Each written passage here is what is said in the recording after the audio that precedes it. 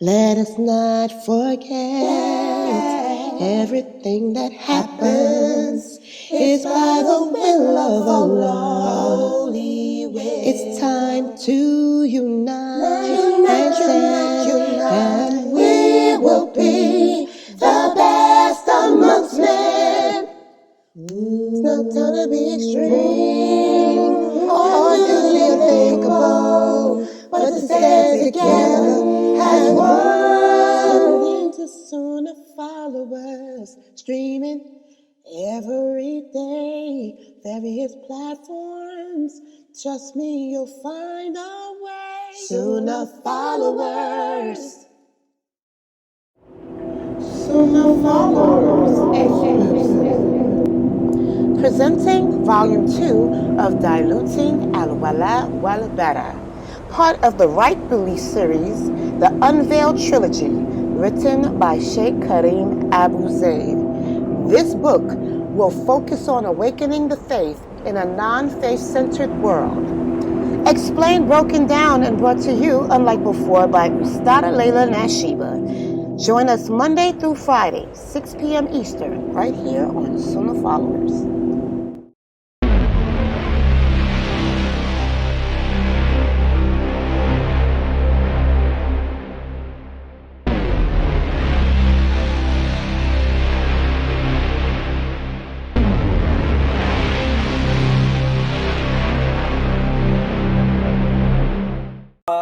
I apologize for being late, guys. I had a hard time logging back in, but alhamdulillah, we're going to go ahead and get started on our first class for today. And I want to remind you that this is Wednesday. And being that it's Wednesday, it's what we call the Seerah Day, because remember, after this class at 7, inshallah, we have the lecture on the Caliphate of Abu Bakr with brother Ustad Mukhtar, inshallah, at 7. And then at 9 o'clock, you have my Heroines of Islam. And tonight, I'm going to do the story of the first female doctor of Islam, the first female doctor of Islam. Her name was Rufaidah Aslamia. She was the one that performed plastic surgery, her and her father. You know, for those Muslims out there that are telling you plastic surgery is haram, like I say, you better be careful using that word haram if you can't find the clear verse that says it, because there's nothing that we are experiencing today as Muslims that those companions had not already did and done. So you got to be careful saying something is haram. So we're going to do the story of Rufaidah radiyallahu anha tonight at 9 p.m. Eastern Standard Time. So please make sure that you shared everybody. And also, before we get started, I want to remind everybody, please support this website. If you enjoy coming here to learn from us, click on subscribe to our channel. And also like our videos and share our videos with others that are on your social media platforms. And please, guys, we are a nonprofit organization. We are a 501(c) organization. That means all your donations go to pay for this website. That's where it goes, in nobody's pocket but this website. You know, we're monitored by the IRS. So please support us. The first will be here tomorrow. And our website expenses total over $2,000 per month. The IRS claims that's nothing. They tell me, oh, if you can't get $2,000 in donations, then you shouldn't be on the internet. So that's why I don't qualify for no financial help. So please, which is good. I wouldn't take it anyway. But please support this dawah effort, guys. You can scan that QR code up there, and that'll take you to our PayPal site. You can pay using PayPal, or you can Zelle us and send your Zelle to the email address there, Laila, Laila. My name is spelled with an AI, Laila at sunnahfollowers.net. That's a Zelle. You can Zelle. Zelle is always better because they don't take any money out. When you use PayPal, PayPal takes a certain percentage, but Zelle is all the money goes straight into our account. So please support us so we can get these bills paid for this month. Y'all know tomorrow a lot of the bills are going to be coming out, mainly this streaming bill, which is $300. So please support us. And with that said, let's get right into our class. This is the class of Aqidah. And we have been going into great detail about the Shahadah and the Fitrah. Everybody here should understand what is meant by us being born with the Fitrah. Born with the Fitrah means that, that's that inner light from the soul that attached to our hearts when we were put into the womb of our parent, our mother. And subhanAllah, that light recognizes Allah as being Allah, and it wants to find its way back to him. That's basically what the Fitrah is. Today, we're going to speak about a little bit more in depth about how the Shahadah plays with the Fitrah. And let me put the PowerPoint up on the screen. And let's hope I don't get sick. I had a dentist appointment today, and I had to take all that penicillin, and you guys don't know, I feel sick. Real sick. I got about 5,000 milligrams in me. That's ridiculous, and it's just, and I haven't eaten anything. My stomach, I should have eaten. I haven't had time to eat nothing, but I should eat something because my stomach is going, ugh. So let's put let me take this down, everything down here, and get off into this. Take the PowerPoint down. What's that? Yeah. Okay. And so you guys can take screenshots. Let me click you guys to the PowerPoint. Yeah, we're going to go right into it today because I don't feel too good. No, I don't. That's just too much penicillin. Okay. Hold on. Let me share to people in the Zoom room. Oh, I don't have anything set up. But let me see if I can log them into Instagram now, since we got Instagram going.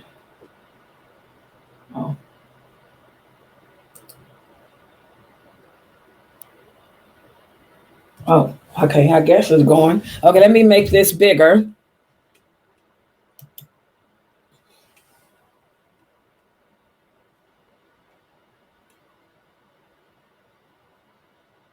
Okay. And is that Instagram too small? Is that smaller than what it's usually been, Mina?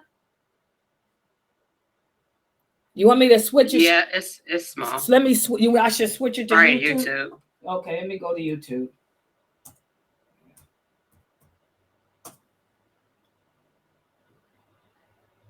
Oh, I feel real nauseated. That's how I feel. Just nauseated. Just feel like yo. Okay, there, that's bigger. Okay, now let me take it even to the bigger screen, inshallah. Oh, and I don't have my, okay. Let me log into Telegram for myself so I can see.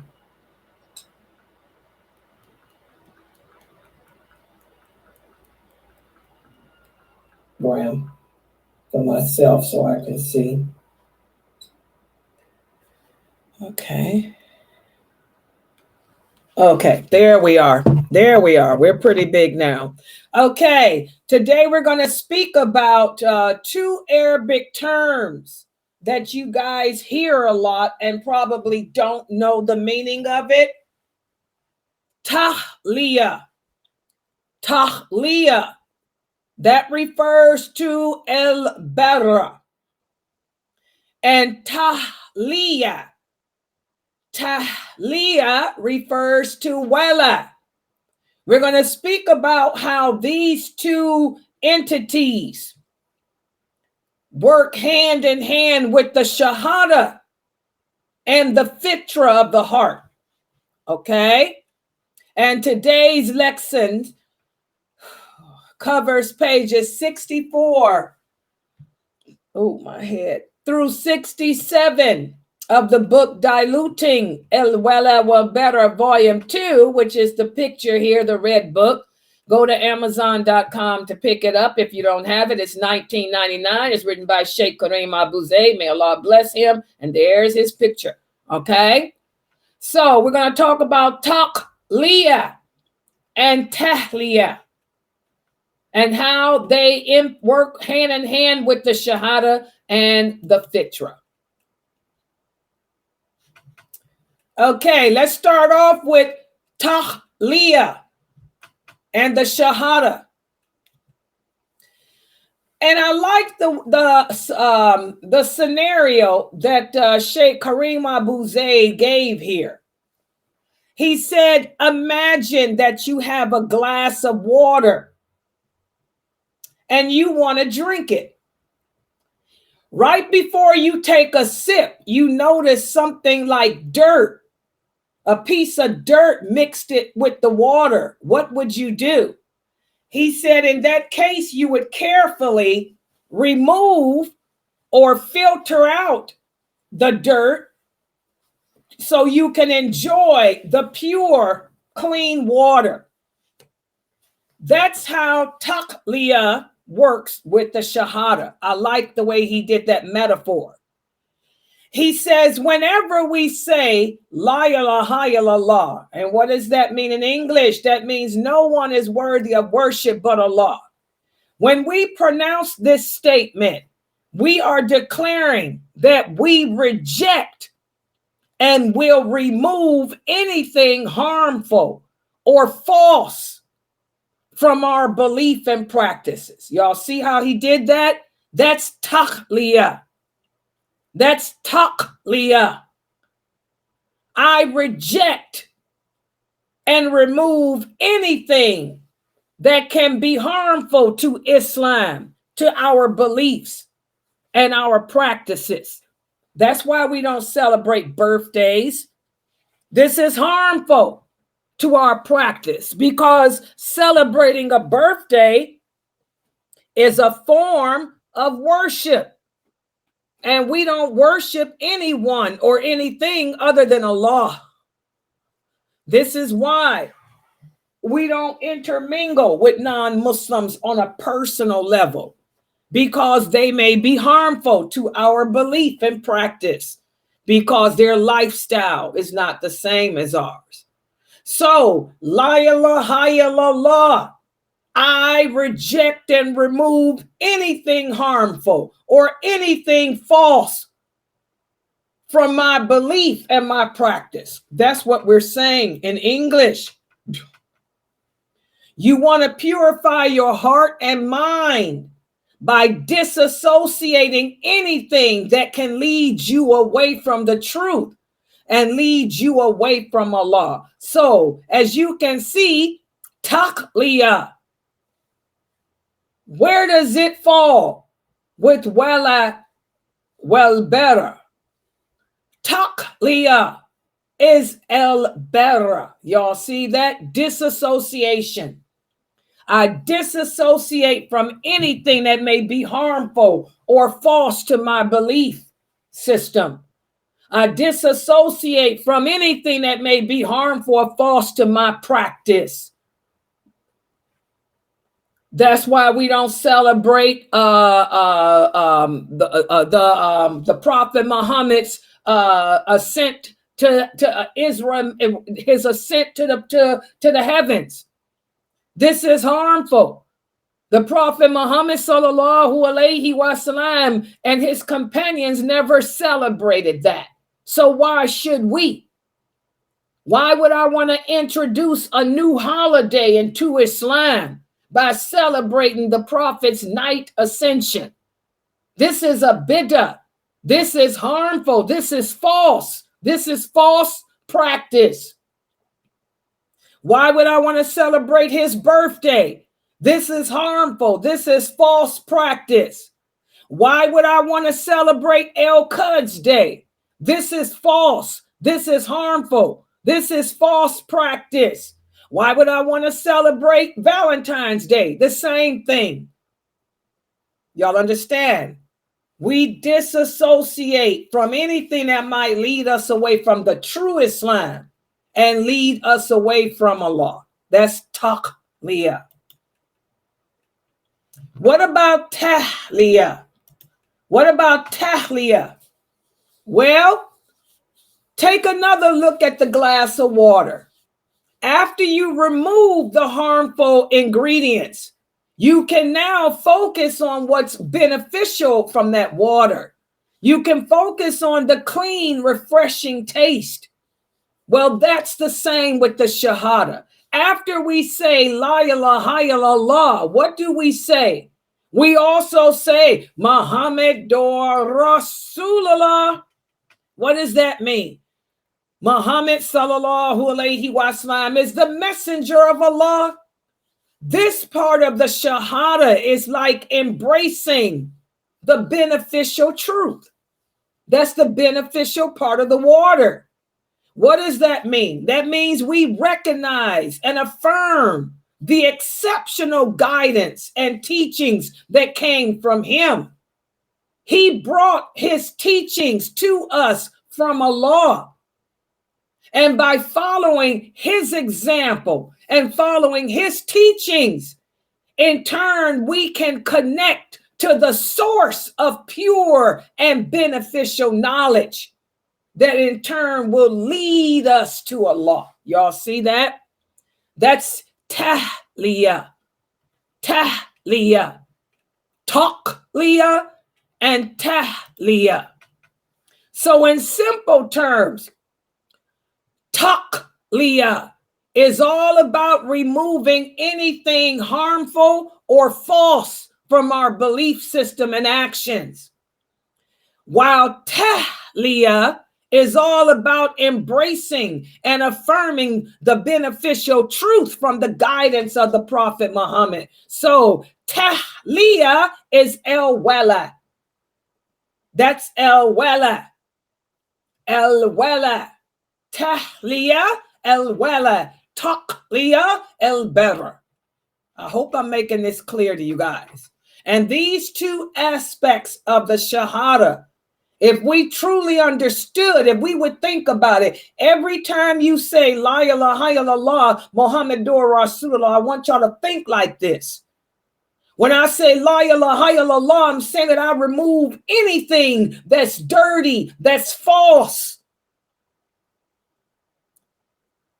that's not true from my belief system. And then when you say Muhammadur Rasulullah, you're saying that we affirm that which is beneficial, that was brought to us from the Prophet Muhammad sallallahu alaihi wasallam, his guidance.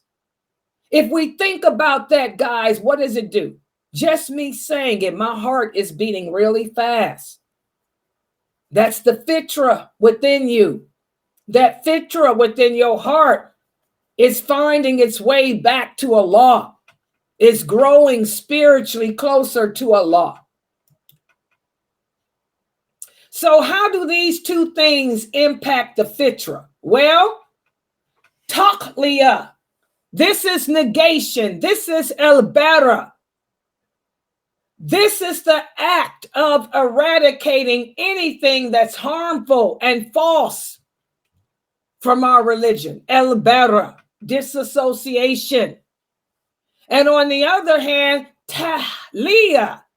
This is affirming the beneficial truth and embracing Allah, embracing his prophet, embracing this religion, with true allegiance. That's el-wala. So when we think about this, the disassociate component of the Shahada is Takhliyah, Takhliyah, the removal of stains, the removal of impurities from the surface of the heart. That's why when you hear some people say, oh, the imam's going to do a class on Takhliyah. What is that? Takhliya. He's going to do a class on how to remove the impurities from your heart. Purification of the heart. Takhliya. And by disassociating ourselves from falsehood and disassociating ourselves from misguided paths, we clean our hearts, allowing the Fitrah within to shine brightly. Remember, the Fitrah wants what's good and clean. The Fitrah wants to be back in the presence of Allah and those angels. So it's going to shine as long as you keep it away from that which is harmful and that which may dim its light. When we disassociate, we purify the heart and we remove the veils that stand between our connection with Allah. Music stands between the connection with Allah. I did an experiment today when some of my family members came to visit me. Yeah, I've been busy today. Man, it's been crazy. That's why I feel like I want to pass out. But I had a few of the kids came over today, the grandkids, and I did an experiment. I turned on music. Boy, were they loud and crazy, and the babies crying and people arguing. Then without them knowing, I switched to Quran. The baby got quiet. It stopped crying. The kids stopped arguing. They stopped fighting with each other. They was all sitting around getting along well. I said, there you go. There you go. Y'all see what I did? Okay? Whenever we disassociate from those things that can corrupt us, when we remove the veils that stand between our connection with Allah, you're happier. Everybody gets along. There's more peace, more quiet. Everyone's thinking positively. Subhanallah. That's Takhliya. Takhliya. Okay? What about Tahliya? Tahliya and the Fitrah. Well, I want y'all to ponder this verse of the Quran. Allah says, in the interpretation of the meaning, light upon light, Allah guides to his light whom he will.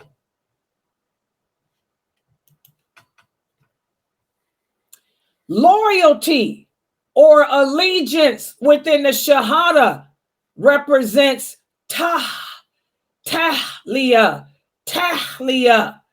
which connects the Fitrah to the light of Allah. And as believers, we're able to establish a connection between our Fitrah and Allah's guidance through his revelations. Like I tried with the kids today. When you hear the Quran reciting, that causes your jinn to go somewhere and sit down, because the jinn cannot stand to hear the name of Allah. When it hears the name of Allah, it goes and sits in a corner in your heart, and your soul has no choice but to calm itself down and allow the light of the heart to glow and grow. So that's what this verse is speaking about.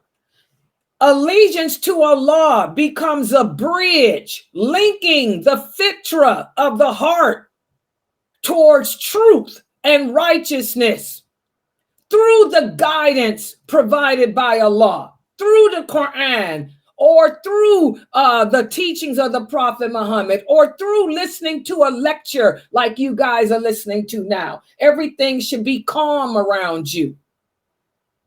You should feel calmer within yourself. This is why a lot of you say, Sister Layla, when I come to your classes, my iman is so strong and I feel so confident. That's your Fitrah. It loves to be reminded of Allah. So this connection between loyalty and Tahliyah allows the Fitrah to glow and grow and become enlightened. Powerful stuff here. And that verse, light upon light, that verse emphasizes the concept of divine guidance. And what is divine guidance? Divine guidance means guidance from Allah. The word divine means Allah, not of man. It's from Allah. So that verse emphasizes the concept of Allah's guidance, where he connects the light of his revelation, the light of his book, his words, with the light of your fitrah. And that's how Allah guides us. A person asked the other day, does Allah make me do good deeds? Do I thank Allah for making me do good? No, Allah doesn't make you do anything. He guides. He guides. You can thank Allah for guiding you to the truth. You can thank Allah for guiding you to the light, but he didn't make you do the good deeds you do. You chose that on your own. You made that choice through the guidance that Allah sent to your fitrah. Y'all understand that? Allah always tries to guide us. That's why he tells us to look at the signs. He'll send rainbows. He'll send thunderbolts. He'll send storms. All of those are signs of Allah. That's his way of trying to wake us up. War, all of that stuff, the bad things that happen to us. This is Allah's way of trying to shake us, to wake us up and tell us to look around and look at ourselves. So he's always guiding us, but we just don't pay attention half the time. Okay? Inshallah. Okay, so the harmonious interplay between loyalty and disassociation in that shahada that we pronounces, it ignites the power of the fitrah within us. And the allegiance and loyalty that we have towards Allah and his messenger fuels our devotion.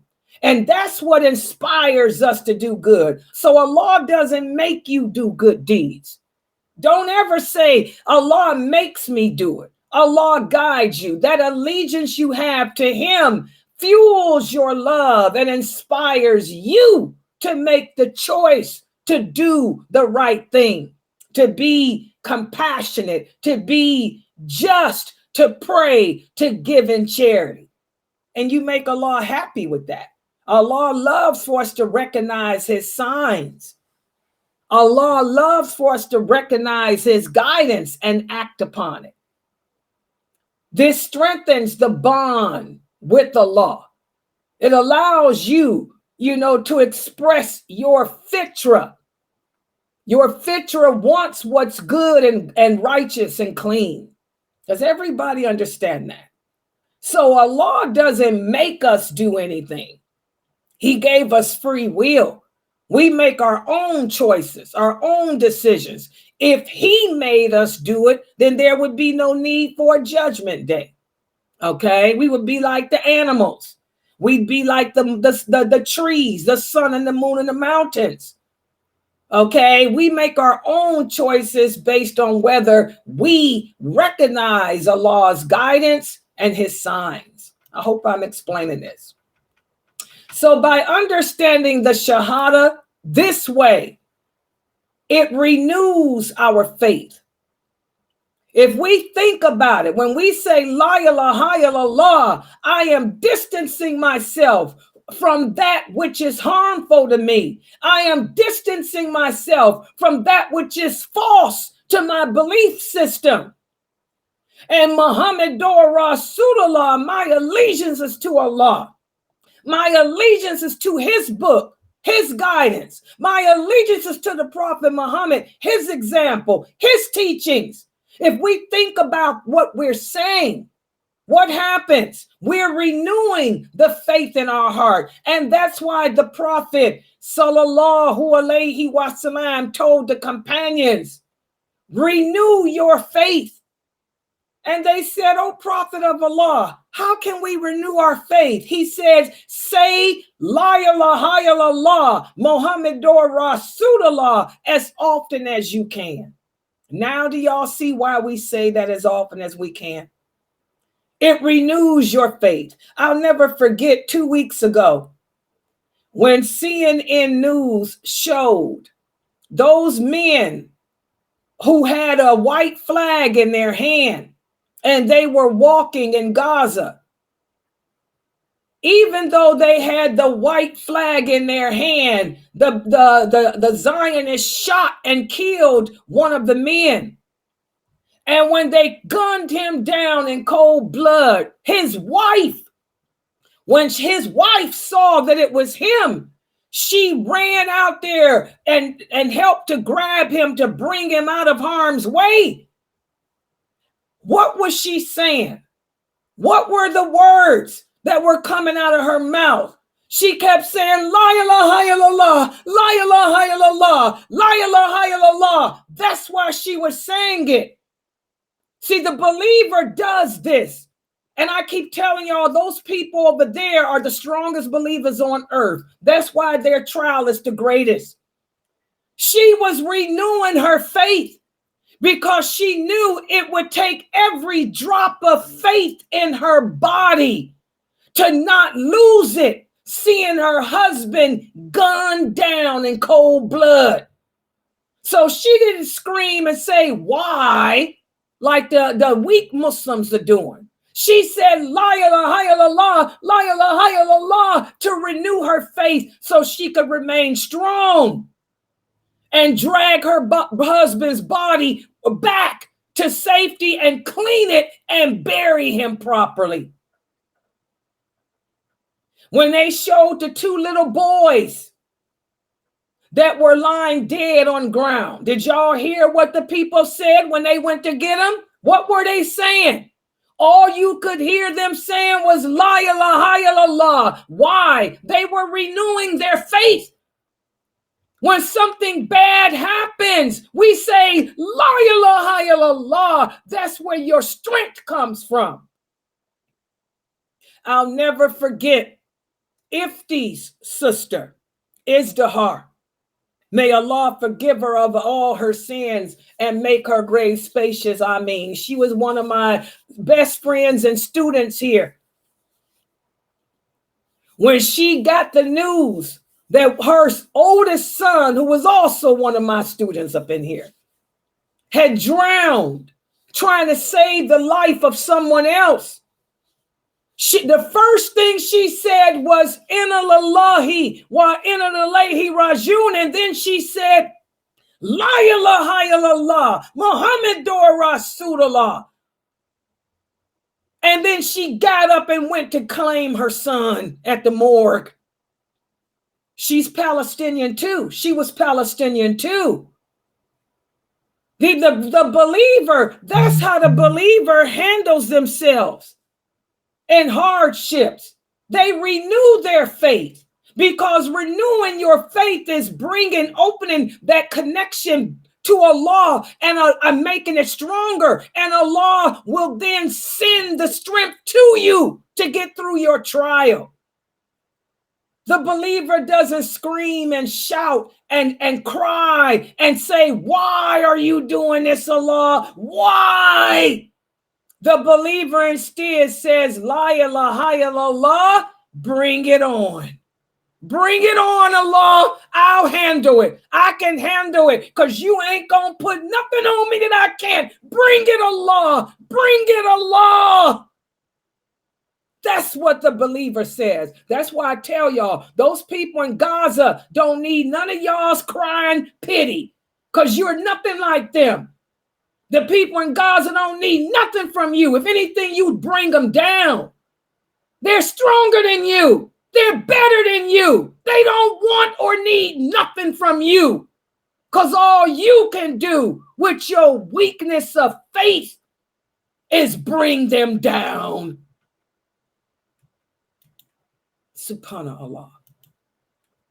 So the hadith I just went over suggests that whenever we negate all other deities and affirm that only Allah is worthy of worship, it will transform our heart. It'll transform our soul. It removes any association of partners. It releases us from love of this world. That's what it does to the people of Gaza. It releases them from any attachment to this world and strengthens their tie to Allah.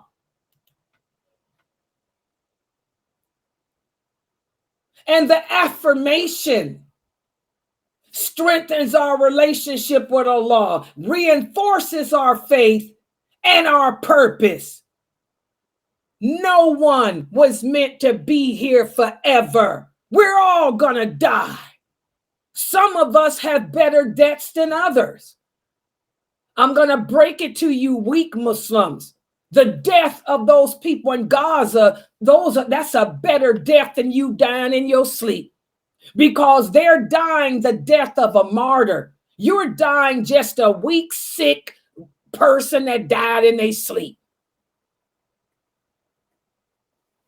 Don't get it twisted. So now let's also reponder this. The hadith also serves as a reminder that as Muslims, we should regularly renew our faith by reciting the Shahada and pondering its meaning. The next time you say La ilaha illallah, Muhammadur Rasulullah, ponder the meaning like those Gazan people do. They know the meaning. That's why they say it all the time. That's why they're so strong. Okay?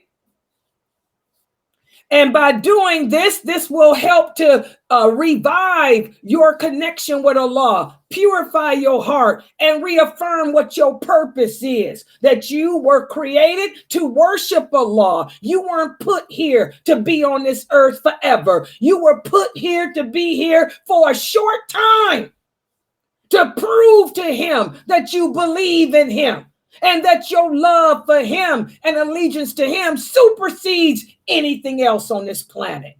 Y'all understand that? Those people know that. So now let's see how well you guys can answer just two questions. Two questions.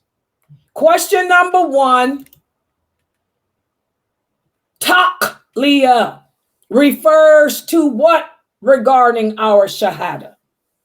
So when y'all hear this term, Takhliya, what does it refer to in regards to the Shahada? In other words, what are you saying? Anyone, hurry up. We got Mukhtar's class. Takhliya, hello. Takhliya refers to the part al-bara, meaning the disassociation of anything harmful.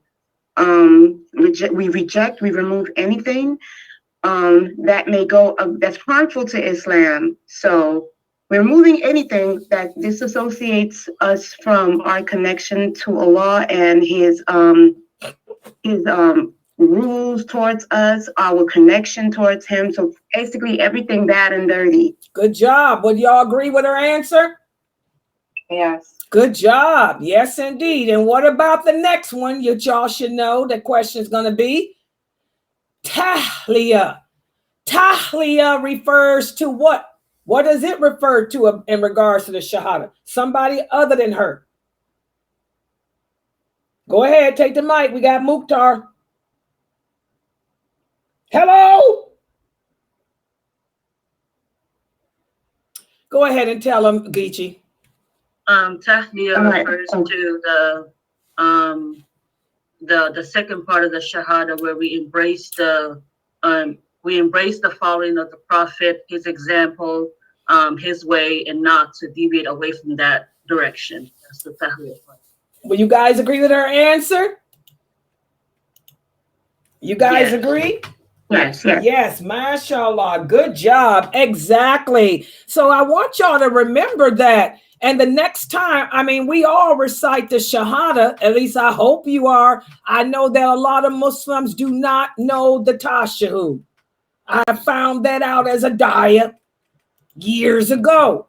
A lot of us make salat and don't know how to pronounce the Tashahhud. And if you're one of those people, you better learn it, because we are renewing our faith every time we recite the Tashahhud.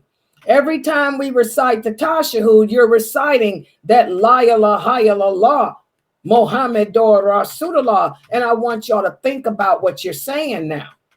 Think about what it means so that you can handle your trials in life with dignity, humility, and balance like those people in Gaza, like my Izdihar did. And by the way, Izdihar lost another son after that. She handled that with dignity too. Okay?